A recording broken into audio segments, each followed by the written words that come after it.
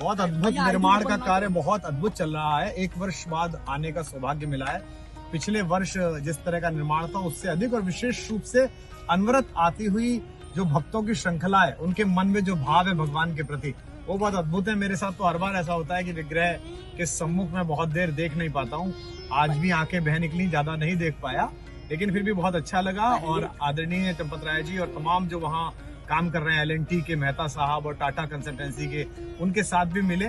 मुझे लगता है विश्व भर में एक ऐसी तीर्थस्थली जो है अयोध्या, उसमें जैसा होना चाहिए था भगवान के पदार्पण की जगह, जैसे भी हम मनुष्य से यत् किंचित संभव है प्रयास किया जा रहा है। मुझे लगता है बहुत महत्वपूर्ण आयोजन। सर, आपने प्राण प्रतिष्ठा का पहला वर्षगांठ भी मनाया जा रहा है, आप रामलला को बधाई भी सुनाएंगे, कैसा लग रहा है? जी, बहुत ही सौभाग्य का क्षण है कि कल भगवान के सम्मुख बैठकर ही राग सेवा करने का आदेश प्राप्त हुआ है। तो कल 2:30 बजे से साधु संतों की उपस्थिति में जो भी कविताएं लिखी हैं, क्योंकि मैथिली शरण गुप्त जी ने कहा कि राम तुम्हारा चरित्र स्वयं ही काव्य है, कोई कवि बन जाए सहज संभाव्य है। तो कोई भी व्यक्ति अगर राम जी पर कुछ भी लिख लेगा तो वो कवि बन ही जाएगा। और राम जी की कहानी गाने का तो काम ही कवियों को मिला। सबसे पहले आदि कवि भगवान वाल्मीकि जी ने गाई, फिर हमारे बाबा तुलसीदास जी ने गाई, दक्षिण में महाकवि कम्बन ने गाई, और महाकवि कालिदास ने रघुवंशम के माध्यम से गाई, राधेश्याम रामायणी जी ने गाई, मैथिली शरण गुप्त जी ने गाई।